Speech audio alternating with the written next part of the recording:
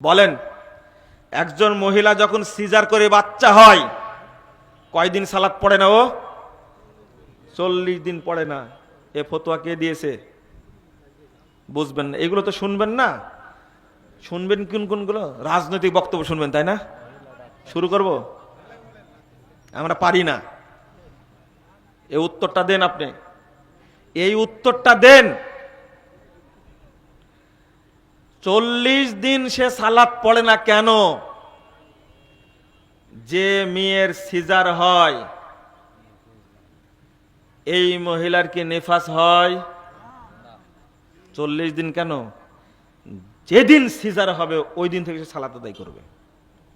যদি ব্লিডিং হয় পড়বে না, কিন্তু এইটা কিন্তু নিফাসের রক্ত না, এটা তার অপারেশনের রক্ত। সালাত পড়বে ওই দিন থেকে। এক বোন বলছে, কি বক্তব্য শুনালেন আজকে, আমার 4 বাচ্চা হয়েছে সিজারে, 4 বারই আমি 40 দিন নামাজ পড়িনি। সরাসরি আমাকে বলছে, এতদিনে বলছেন আপনি। আর একজন তো আমাকে না চিনেই বলছে, আপনার এই বক্তব্যটা দেওয়ার দরকার ছিল আলো 50 বছর আগে। আমার বয়সই তো হয়নি অত। কত বয়স? আরে কবরে গিয়েও যে প্রথম সালাত, কবরে গিয়েও প্রথম সালাত। 4272 নম্বর হাদিস, ইবনু মাজাহ খুলেন। মুহাম্মদ রাসূলুল্লাহ সাল্লাল্লাহু আলাইহি সাল্লাম বলছেন, ইদা উদখিলাল মাইয়িতুল কবরা, যখন কবরে মাইয়িতকে রাখা হবে, মুসসিলাতিশ শামসু লাহু ইনদা গুরুবিহা, তখনই সূর্যটা ডুবতে যাবে তার জন্য।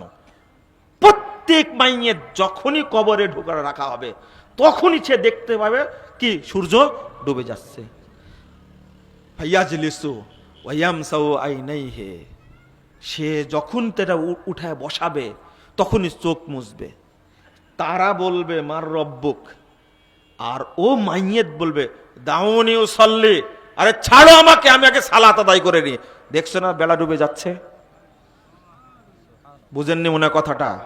আমি কথাটা কেন বলছি? এ হলো প্রকৃত মুসল্লি।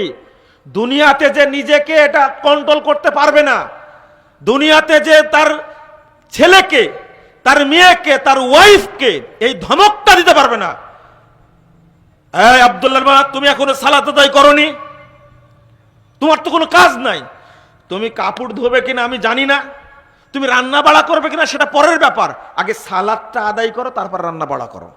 তোমার অনেক কাজ আমি বুঝলাম, কিন্তু 11:50 ওয়াক্ত হয়েছে, তুমি কেন 3টায় সালাত পড়লে জহর? বুঝেননি কথা? এই জবাবটা কি দিবেন? অথচ কবরে গিয়ে এই কথা বলতে ধমক দিতে পারবে? ফেরেশতাকে কি ধমক দিতে পারবে কবরে বসে? এই অলস সালাতকে যে মেরে ফেলেছে, যার ওয়াক্তের কোনো হিসাব ছিল না, উঠেই রাসূল সাল্লাল্লাহু আলাইহি ওয়াসাল্লাম বলছেন ফায়াজলিসু ওয়া ইয়ামসাউ আইনাইহি, 2 চোখ মুছতে থাকবে আর বলতে থাকবে দাউনি উসাল্লি, ছাড়ো গো তোমরা, তোমরা আমাকে ছাড়ো, আমি আগে সালাতটা আদায় করে নি। মার রব্বুকা, ওকে প্রশ্ন করে কোনো লাভ আছে বলেন তো? ও তো জানে আমার রব কি আল্লাহ। দাউনি উসাল্লি, আগে আমাকে সালাত পড়তে দাও। দেখছো না সূর্য ডুবে যাচ্ছে? কত সচেতন সালাতের ব্যাপারে।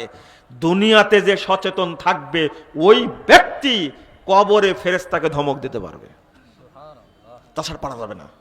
আপনি সালাতের ব্যাপারে এত উদাসীন। আসলে বেনামাজির ব্যাপারে বলে দিলাম নামাজ পড়ে না কাফের, শেষ বক্তব্য। কিন্তু যারা সালাত আদায় করে এরা তোমার ভাই, তাই না?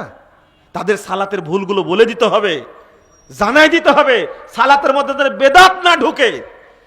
আর বাংলাদেশের বিশেষ করে ফজর এবং আসর সালাতকে মেরে ফেলে দিয়েছে, জোহর সালাতকেও মেরে ফেলে দিয়েছে, দেয়নি? আপনারা কোন সালাতটা তাড়াহুড়া করে পড়েন বলেন তো দেখি? মাগরিব। কত নম্বর সেটা? 1 নম্বর হলো আসর, 2 নম্বর হলো কি ফজর, 3 নম্বর হলো জোহর, 4 নম্বর এশা, 5 নম্বর সিরিয়ালে কোনটা? মাগরিব। আর এটাই তাড়াহুড়া করে পড়েন, বাকিগুলো কি আউট না। এখন আপনার প্রশ্ন, আর একটা প্রশ্ন এখানে ছিল, আমার আপনার যেটা জানা নাই উত্তরটা। আমাদের মা বোনরা খুব গাফেল সালাতের ব্যাপারে।